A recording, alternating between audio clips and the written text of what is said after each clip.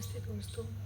मैं आज आप सबके साथ काफ़ी ख़ास चीज़ शेयर करने वाली हूँ, मधुबनी पेंटिंग। मधुबनी पेंटिंग एक बिहार की सबसे प्राचीन कला है। यह खुद में इतनी खूबसूरत है कि यह पूरी दुनिया में प्रसिद्ध है। और हाँ, सबसे ख़ास बात, मैं इसको बनाने की पहली बार कोशिश की है, और अगर कोई भी गलती रह गई हो तो आप कमेंट सेक्शन में ज़रूर सजेस्ट करना, जिससे कि मैं अगली वीडियो में उस चीज़ को इम्प्रूव करने की कोशिश करूँगी। मधुबनी पेंटिंग को मिथिला पेंटिंग भी कहा जाता है। यह बिहार की मिथिला क्षेत्र जो मधुबनी डिस्ट्रिक्ट से जन्मी है। लोक कथा के अनुसार इसका प्रारंभ राजा जनक के समय हुआ था, जब उन्होंने अपनी बेटी सीता जी की शादी की थी। उस अवसर पर पूरे शहर में मधुबनी चित्रकला से सजाने का आदेश दिया गया था। इस कला में देवी देवता, राधा कृष्ण, राम सीता, शिव पार्वती, गणेश, दुर्गा जी एवं प्राकृतिक तावा जैसे कि सूरज, चांद, पौधे, मछली, मोर, जनजीवन और शुभ प्रतीक जैसे कि विवाह, उत्सव, फर्टिलिटी, प्रॉस्पेरिटी और कुछ इस प्रकार होती थी, जिसमें बॉर्डर और बैकग्राउंड को काफ़ी गहरे डिज़ाइन से भरा जाता था। फिगर की आंखें बड़ी होती हैं और नाक और आंख के साइड प्रोफाइल का ही यूज़ किया जाता है। ज्योमेट्रिकल पैटर्न और सिमेट्रिकल डिज़ाइन इसकी पहचान होती है। पारंपरिक रूप से इसमें नेचुरल कलर का यूज़ किया जाता था। हल्दी से पीला रंग, नील से नीला, सिंदूर से लाल, पत्ता पौधों से हरा और काजल से काला रंग। आज के समय में एक्रेलिक, पोस्टर और पेन भी यूज़ किया जाता है। प्राचीन काल में इस पेंटिंग को बनाने के लिए पतली बैम्बू के ब्रशेस या मैच स्टिक से बनाया जाता था। सबसे पहले डिज़ाइन का खाका बनाया जाता है, फिर उसमें रंग भरे जाते थे। खाली स्पेस छोड़ने के बजाय पूरी कैनवास पे रंग भरा जाता था।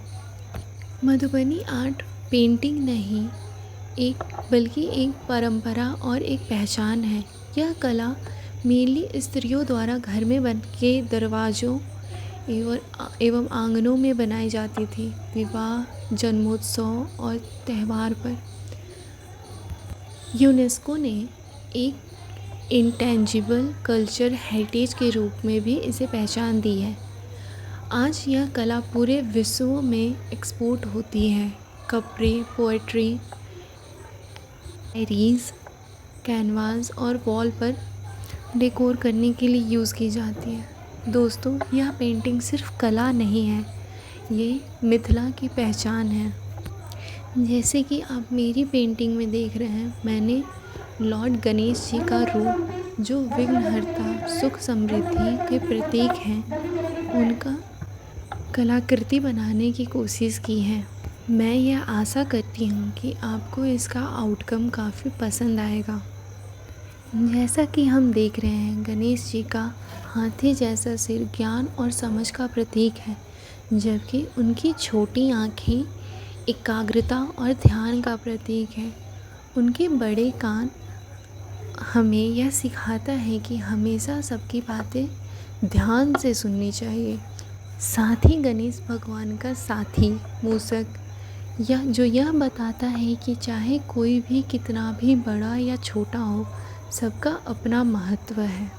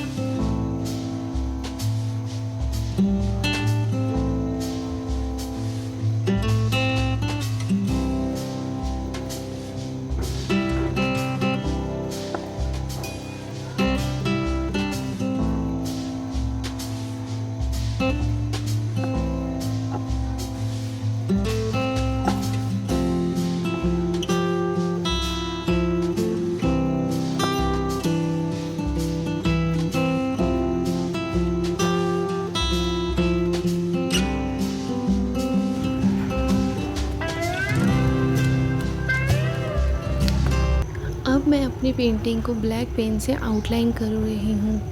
मधुबनी आर्ट की सबसे बड़ी पहचान होती है इसका बॉर्डर और डिटेलिंग। बॉर्डर बनाते वक्त हमेशा इस चीज़ का ध्यान रखना चाहिए कि कहीं कोई जगह खाली ना छूटे। इसलिए हमें छोटी से छोटी पैटर्न को भी कवर करने की कोशिश करनी चाहिए। बॉर्डर बनाते वक्त हमेशा इस चीज़ का ध्यान रखें कि हमारे बॉर्डर ही हमारे पेंटिंग की खूबसूरती को इन्हेंस करती है। मैंने गणेश जी के स्केच को ब्लैक पेन से हाईलाइट किया है, जिससे मेरी मधुबनी पेंटिंग की डिटेलिंग और हाईलाइट होगी और इससे हमें क्लैरिटी भी मिलेगी कि कहाँ हमने किस पैटर्न का यूज़ किया है।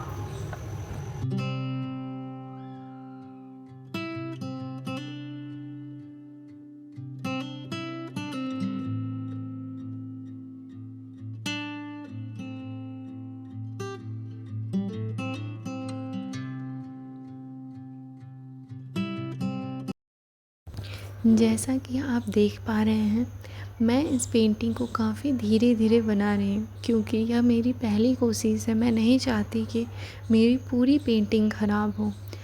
धीरे धीरे इसका आउटकम भी आ रहा है और मुझे काफ़ी खुशी हो रही है कि मेरी पहली कोशिश काफ़ी हद तक सफल हो रही है।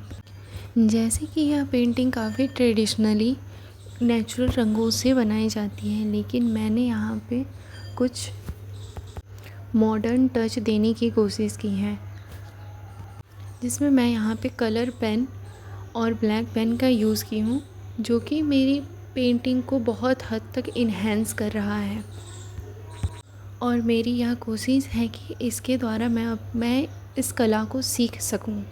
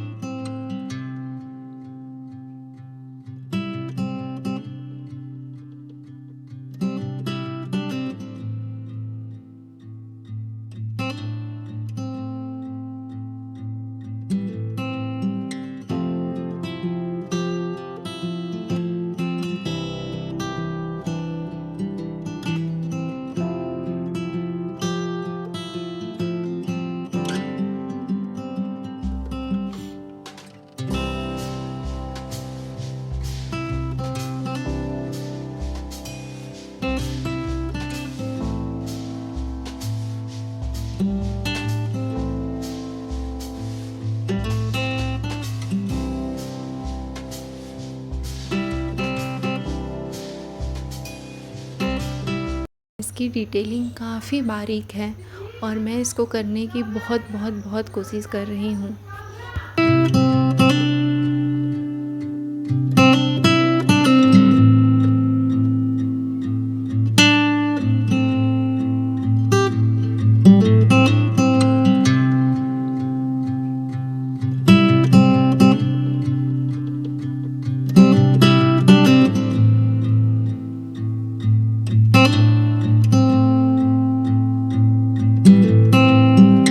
भगवान श्री गणेश की ज्वेलरी की डिज़ाइन की डिटेलिंग कर रही हूँ। धीरे धीरे मुझे लग रहा है कि मेरा कोशिश काफ़ी हद तक सफल हो गया है और मुझे इस बात की काफ़ी खुशी है क्योंकि मेरा पहला कोशिश इस हद तक सफल हुआ है।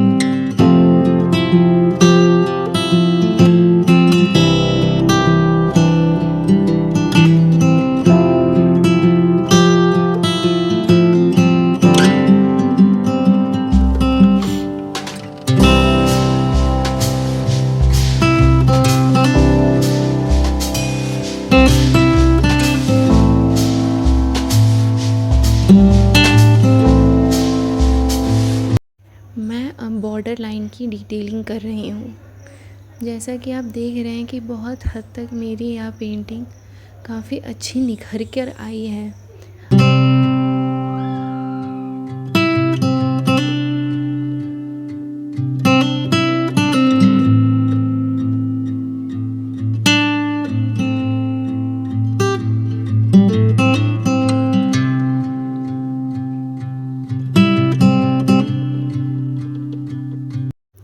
मैं अब बॉर्डर लाइन में भी ऑरेंज और ब्लैक कलर की डिटेलिंग की है।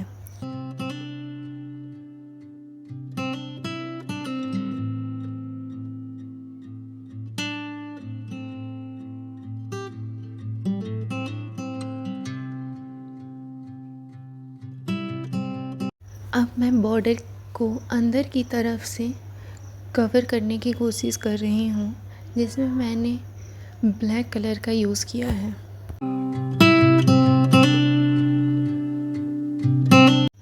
अब आप इसका फाइनल लुक देखिए और कमेंट सेक्शन में ज़रूर बताइए कि आपको यह पेंटिंग कैसी लगी। धन्यवाद।